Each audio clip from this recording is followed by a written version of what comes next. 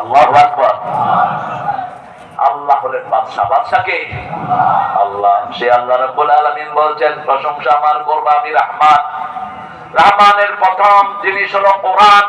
যখনই বিপদে পড়েন কি পড়বেন? কি পড়বেন? যে কোনো বিপদে পড়েছেন সূরা ফাতিহা পড়েন, রহমত নাযিল করবেন কে? শরীর অসুস্থ, হঠাৎ করে ডাক্তার নাই, সূরা ফাতিহা পড়েন, শরীর ভালো করে দিবেন কে? একটু টেস্ট করেন না? টেস্টিফাইটা কোরআন টেস্ট করেন, কোরআনকে চেক করেন, কোরআন কাজ করতে পারবে কিনা।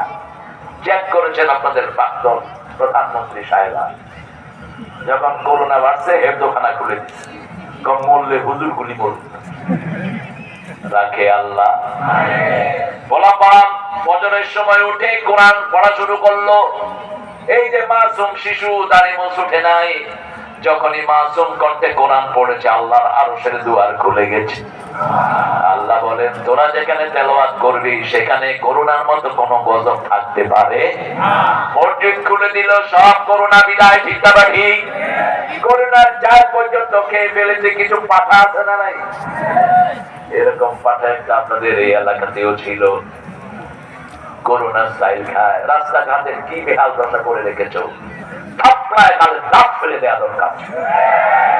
যেখানে কুত্তাও হাঁটে না, হাজার হাজার কোটি টাকার রাস্তা করে রেখেছো।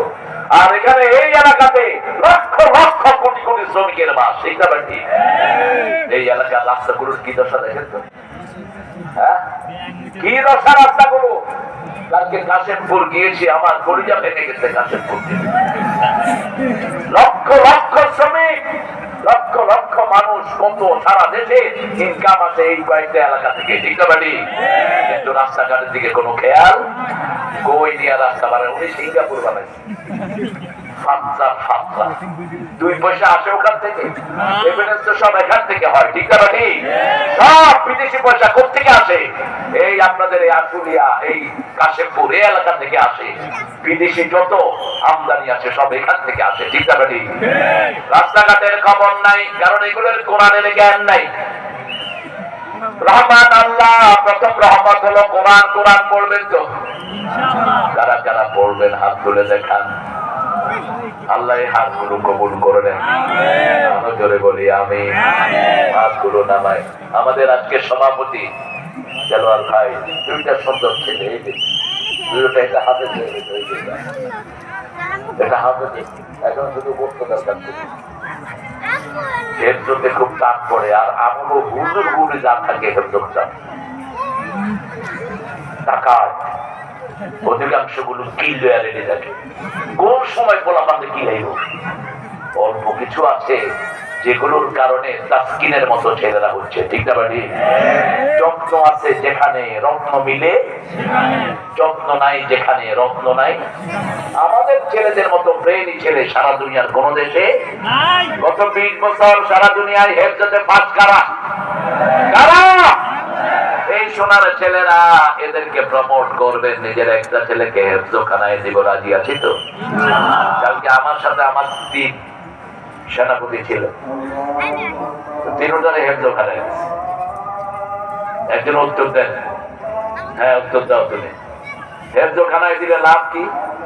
নাবালক ছেলে যখন পড়ে, ওই পড়াটা পিতা মাতার আমলনামায় উঠে যায়। কারণ 12 বছরের আগে আমলনামা আছে না? আল্লাহ বলছেন, আলজামনাহু তায়রাহু ফি উনুকি। প্রত্যেক বালেক মানুষের গলায় তার আমলনামা ঝুলিয়ে দেন কে? বালেক হবে না, তার আমলনামা আসবে না। মেয়েরা বালেক হয় 9 বছরে। কয় বছর?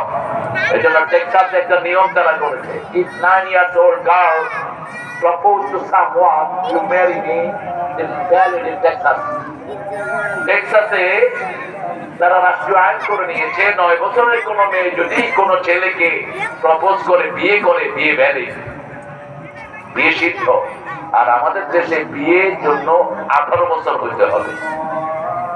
মানে 9 বছর জিনাবে বিচার করবি, 18 বছরে বিয়ে হইল। কি শয়তানি আয়! উঠাবে আয়!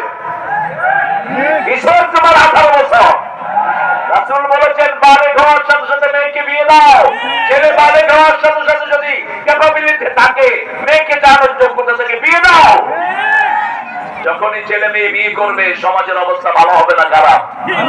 ভালো হয়ে যাবে। একটা ছেলে বিয়ে করলেই তার চোখ অবনত হয়, তার লজ্জাস্থান অবনত হয়, তার শরীর সাউন্ড হয়, সে সব সময় উগ্র চিন্তা থেকে বাদ থাকে। ঠিক না বেটি? আমাদের দেশে যে অ্যাক্সিডেন্ট গুলো হয় রাস্তাঘাটে কিসের জন্য? গার্মেন্টস ছুটি হয়, বাস চালারা আরেকজনের উপরে উঠে দিচ্ছে, মোটর সাইকেল আলাদা। বিয়ে যত সহজ হবে জিনা তত কঠিন হয়ে যাবে। আল্লাহ বুঝার তৌফিক দান করুন। তাহলে প্রথম হলো কোরআন। প্রথম কি? কোরআন। একটা সূরা পড়লে অর্ধেক কোরআনের সওয়াব। আপনি চিন্তা করেন তো দুনিয়ার কোন জিকির পড়লে এত সওয়াব হয়? আফদালুল যিকরি বাদা তিলাওয়াতিল কোরআন লা ইলাহা। তেলাওয়াতের কোরআনের পরে প্রথম জিকির হলো লা ইলাহা ইল্লাল্লাহ, সেটাও কোরআনের অংশ। সূরা মুহাম্মাদে আল্লাহ বলছেন ফা'লাম আন্নাহু লা ইলাহা ইল্লাল্লাহ। সূরা ফাতিরের শেষ আয়াতে বলছেন মুহাম্মাদুর রাসূলুল্লাহ। আমরা কোরআন তেলাওয়াত করব। 2 নাম্বার রহমত হলো রাহমাতাল লিল। রাসূলের সুন্নাত ছাড়া দুনিয়াতে চলা মুশকিল, চলা যাবে। কিছু বেরিয়েছে এখন, পাঠা বলি আমি এদের। পাঠা, পাঠা চিনেন তো? পাঠার গায়ে কি এর গন্ধ? দুর্গন্ধ। এরা বলে আহলে কোরআন। আহলে কোরআন বলতে কিছু নাই। আমরা সব আহলে হাদিস এবং আহলে কোরআন দুইটাই। ঠিক না বেটি? কোরআন হাদিস যেখানে আমরা আছি, হাদিস নাই তুমি কোরআন বুঝতে পারবা না। কোরআনের প্রতিটি পৃষ্ঠায় কার নাম? মুহাম্মদ সাল্লাল্লাহু। সূরা ফাতিহা থেকে মুহাম্মাদের নাম আছে না নাই? সাল্লাল্লাহু। যেমন হামদুন থেকেই মুহাম্মদ। আল্লাহর সবচেয়ে বেশি প্রশংসা যেই নবী করেছেন কিনা? দ্বিতীয় সূরায় আসেন আল্লাযীনা ইউমিনুনা বিমা উনজিলা ইলাইকা ওয়া মা উনজিলা মিন ক্বাবলিক। নবীর জন্য একটা কাপ, সমস্ত নবীর জন্য একটা কাপ। তার মানে বিশ্ব নবীর উপর ঈমান আনলে সব নবীদের সওয়াব পেয়ে যাবা। বিশ্ব নবীকে যদি মানো সব নবীকে মানা হয়ে যাবে। ঠিক না ঠিক? কারণ আমার নবী কোন নবীর সুন্নাত জীবের জীবনে বাদ। কোরআন শরীফে 34টা 37টা গুণের কথা আল্লাহ উল্লেখ করেছেন সারা কোরআনে। কয়টা? এই 37টা গুণ ছিল মুহাম্মদ সাল্লাল্লাহু আলাইহি ওয়াসাল্লামের ভিতরে। ওয়া ইন্নাকা লাআলা খুলুকিন আযীম। কেন খুলুকিন আযীম? ওয়ালাকাদ আতাইনাকা সাবআম মিনাল মাসানি ওয়াল কুরআনাল আযীম। আল্লাহ বলেন নবী 7টা আয়াত আপনাকে দিলাম, তার সাথে কোরআনে আযীম দিলাম। কোরআনে আযীম পড়ার কারণে ওনার চরিত্র হয়ে গেল খুলুকুন আযীম। তাহলে 2 নম্বর রহমত হলেন মুহাম্মদ সাল্লাল্লাহু। 3 নম্বর রহমত কোথায় বলেন? বলে দিছি প্রথমে। 3 নম্বর রহমত কোথায়? হ্যাঁ, এই তো বলে ফেলেছেন। কে? মা। প্রথম হলো মা। প্রথম কে? মা। আল্লাহর শব্দটা দেখেন, খালাকাল ইনসান আল্লামাহুল। কথা শিক্ষা দেয় কে? কথা শিক্ষা দেয় কে? মায়ের ভাষায় আমরা শিখি। ঠিক না ঠিক? মায়ের দেখবেন আপনি বাসায় যাবেন, আপনি হালা করতেছেন, ভালো আছেন? আপনি হালা ভালো আছে? সিলেটি লোক করতেছে কিতা তুমি কিতা মাতো, আমি তো কোনটা বুঝি না। ঢাকায় পোলা কয় তুই হালা কি কর? আমার বাপও হালা মাও হালা। মায়ের ভাষা শিখে। এই জন্য আল্লাহ বলছেন আর রহমান আল্লামান খালাকাল ইনসানের ভিতরে মুহাম্মদ সাল্লাল্লাহু। এরপরে আল্লামাহুল বায়ান, যার কাছে ভাষা শিখেছো তিনি 3 নম্বর রহমত। কয় নম্বর? খেদমত প্রথম করবো কার? দ্বিতীয় কার? তৃতীয় কার? বাপ কয় নাম্বার? কেন? কেন? আল্লামা সাইদি রহমতুল্লাহ আলাইহি বলতেন কোন পুরুষের পেটে যদি সন্তান থাকার ব্যবস্থা থাকতো হওয়ার সময় আসান মেরে মেরে ফেলত।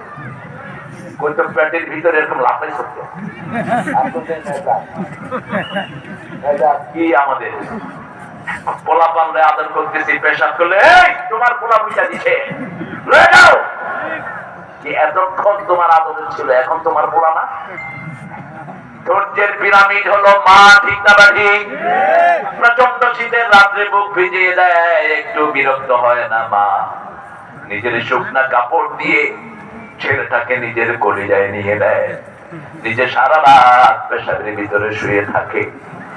মধুর আমার মায়ের হাসি চাঁদের মুখে ঝরে, মাকে মনে পড়ে আমার, মাকে মনে পড়ে।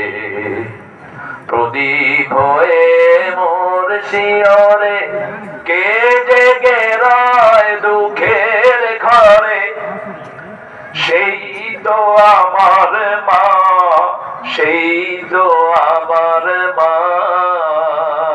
বিশ্বভুবন মাঝে তাহার নেই গো তুলনা।